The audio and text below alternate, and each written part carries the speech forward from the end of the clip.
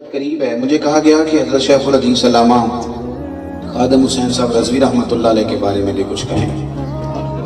میں ان کے بارے میں کیا کہوں گا؟ بہت بڑے بزرگ، بہت بڑے شیخ، اور علوم اسلامیہ کی بنیاد ہوتی ہے گرامر.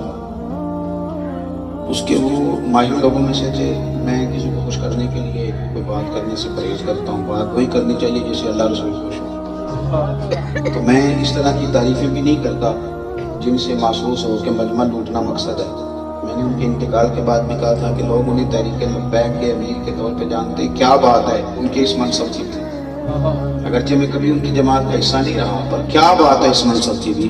پر میں انہیں اس طرح جانتا ہوں کہ وہ دین کے طالب علموں کے ایک بہترین استاد. اور میں انہیں اس طرح جانتا ہوں کہ وہ انسانوں کے اندر ایک بہترین انسان تھے. بہترین انسان، یعنی محدثین تو امام نبوی کا حوالہ دیں گے نا، ارشاد الساری اور عمدۃ القاری کی باتیں بتائیں گے، لیکن وہ عجیب انسان ہوتے تھے کہ وہ اپنی بظاہر ان پڑھ والدہ کی باتیں ہم لوگوں کو بتاتے تھے. وہ لوگوں کو بتاتے تھے کہ میرا بھائی ہے، بچے پڑھا لکھا نہیں، میری یوں تربیت کرتا ہے. انہوں نے کچھ اور چیزیں بھی ہمیں دی ہیں. ان سے پیار کرنے والے کچھ اور چیزوں. میری ان سے پچھلے ماہ کی 24 تاریخ کو ملاقات ہوئی. وہ آئے ہمارے شہر سے گزر رہے تھے، کچھ دیر رک گئے. میرے بچوں کو کچھ پیسے دینے لگے تو میں نے ان سے یہ کہا کہ حضرت آپ آ گئے، اتنے بڑے آدمی کافی ہیں. تو وہ فرمانے لگے کہ میں کوئی سیٹ نہیں ہوں کہ میں پیسے بانٹوں. میں تو میری 400 روپیہ تنخواہ تھی اور میں مسجد میں مؤذن کی ڈیوٹی کرتا تھا. جب آپ یہ اخلاق کی پختگی ہوتی ہے، پختہ مزاج، پختہ اخلاق، سادہ اور وزادار. ان کی زندگی سے اور بھی بڑا کوئی سیکھ سکتے. انہوں نے ہمیں اور بھی بہت ساری چیزیں دی ہیں، اور شوق تھا انہیں لوگوں کو علم دین پڑھانے کا.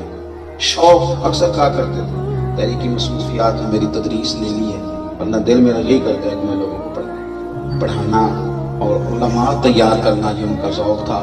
تحریک لبیک سے جو لوگ منسلک ہیں اور جو ان سے پیار کرنے والے ہیں، اور ویسے میں نے اس وقت بھی اب آپ سے کہا تھا کہ ویسے ان سے پیار کرنے والوں کی بہت بڑی تعداد. تو میری یہ رائے ہے کہ سب سے زیادہ ضروری ہے کہ آپ مدارس کو مضبوط کریں.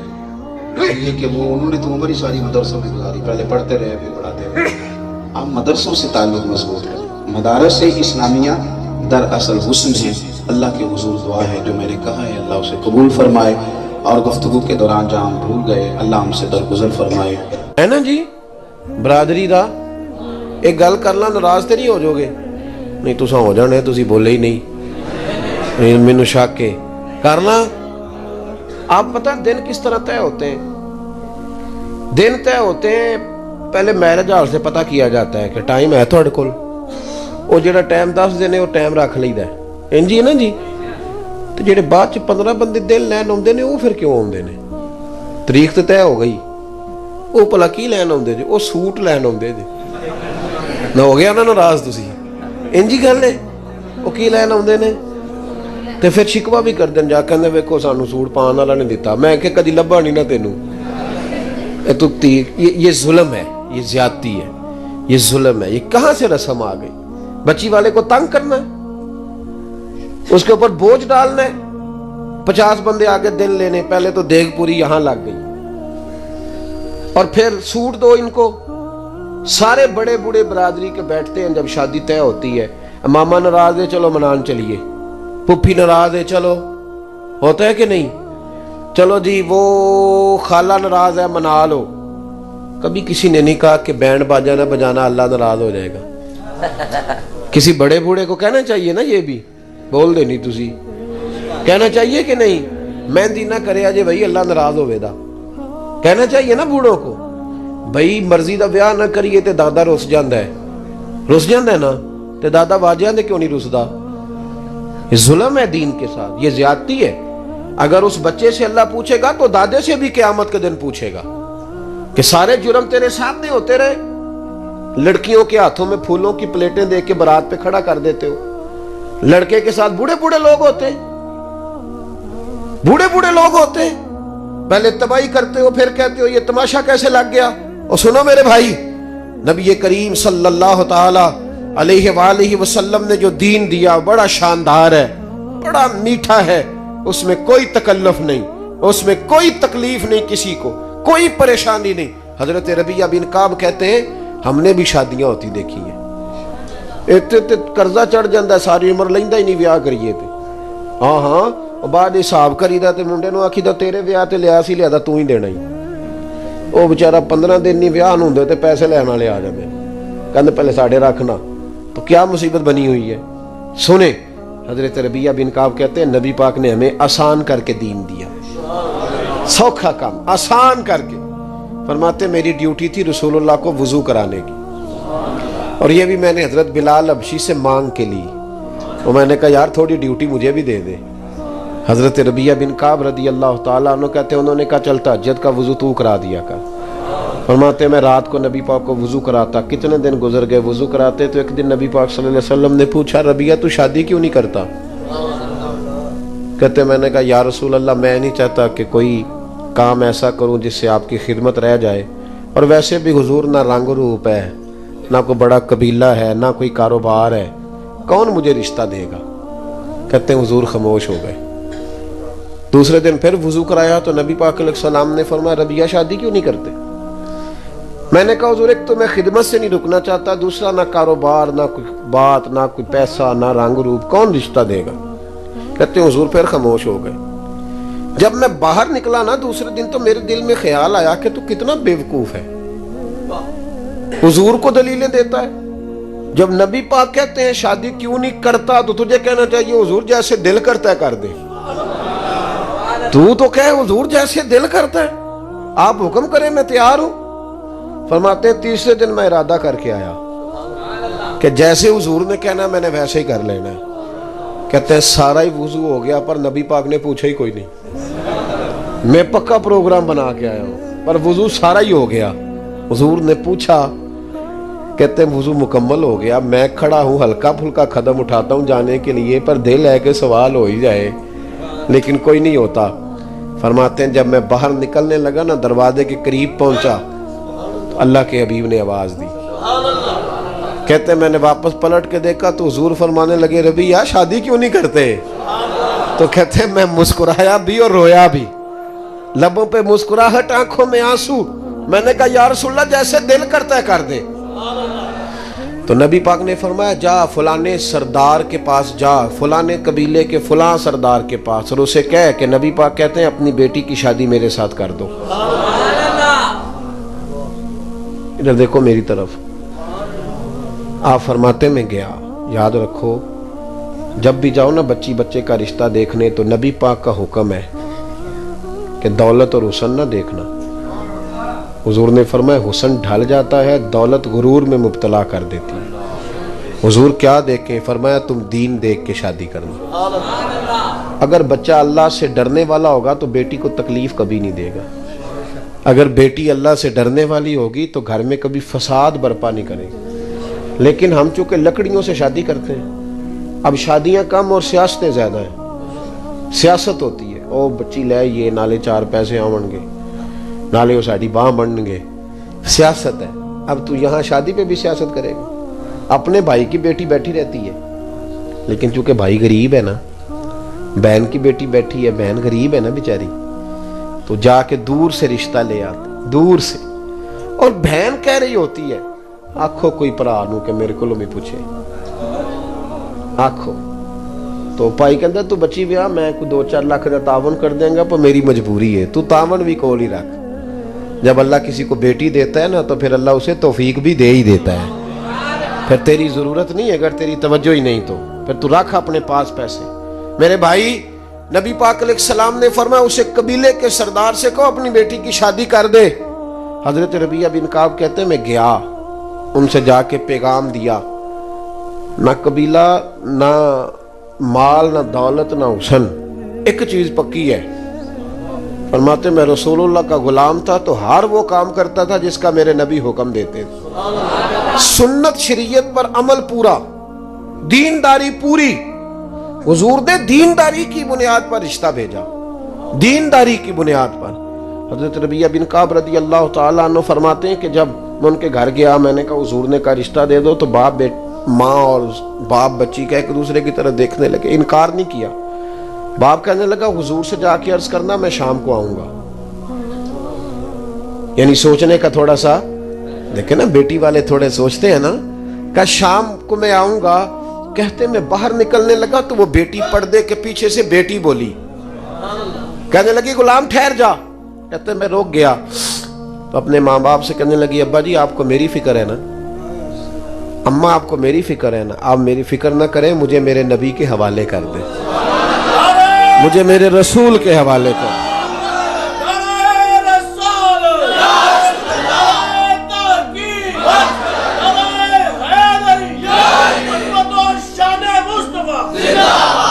فرمایا مجھے میرے کریم رسول کے حوالے کریں, اللہ رسول مجھے کبھی ضائع نہیں کریں گے. سنو, حضرت ربیعہ بن کعب کہتے ہیں انہوں نے رشتہ دے دیا, یہ بھی شادی ہے, یہ بھی, پر طریقہ وہ جو بندے کو اللہ کا محبوب بنا دے, طریقہ رسول اللہ کی سنت کے مطابق. فرماتے ہیں نبی پاک نے حضرت حارثہ بن نعمان کو بلایا تو فرمایا بھی ادھر آ, اس نے اپنی بیوی کو حق مہر دینا تو گٹھلی کے برابر سونے کا بندوبست تو نے کرنا ہے. کھجور کی گٹھلی نہیں ہوتی, کہ اتنے سونے کا بندوبست کر. حق مہر کنا دینا چاہیے شرعی, یہی بول دے ہو نا کنا جی, اور 32 روپیے کھورے کتوں نکل آیا ہے, اصل کسی کتاب ہی چوں نہیں پڑھیا. میں نے ایک پوچھتا ہے کہ میں کہا جی کنا حق مہر رکھنا ہے. اب تو میں شادیوں پہ نہیں جاتا کیونکہ بینڈ باجا بڑا بجتا ہے تو میں پرہیز کرتا ہوں. میں کہ کنا حق مہر رکھنا, کہتا شرعی رکھ لو. میں کہ 1.25 کروڑ بھی شرعی ہے, رکھ لئیے 1.25 کروڑ بھی شرعی ہے. حق مہر جتنا لڑکا دے سکے جی, جتنا لڑکا, سب سے زیادہ حق مہر دینے کی کوشش کرنی چاہیے. لیکن وہ باجے والے لے جاندے نے 50,000 تے حق مہر دی واری کرنے نے, ویکھو جی اسی منڈا نہیں بیچن آئے, جی تساں لاکھ آکھیا تے اسی واپس ہی جانا جی. کیا تماشا ہے. ایک صحابی نے اپنی بیوی کو حق مہر میں پورا باغ دیا تھا.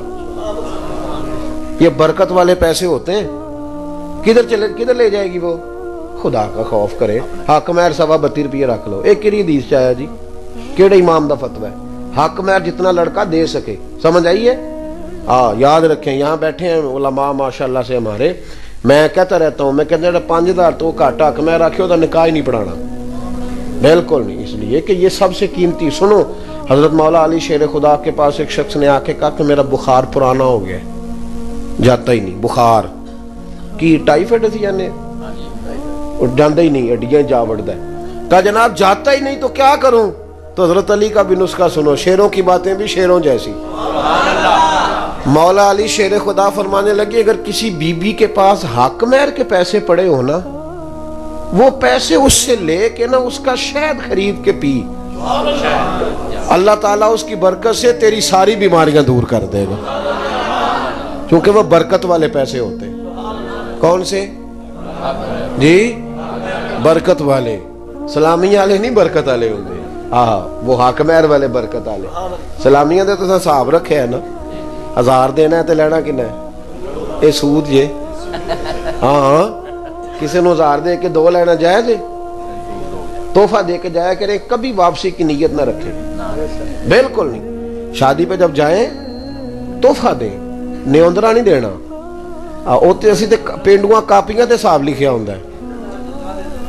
چلو میں 10 جو چھڑے ہوں آپ ہی صحیح ہو جان گے, تساں نہیں انج کرنا.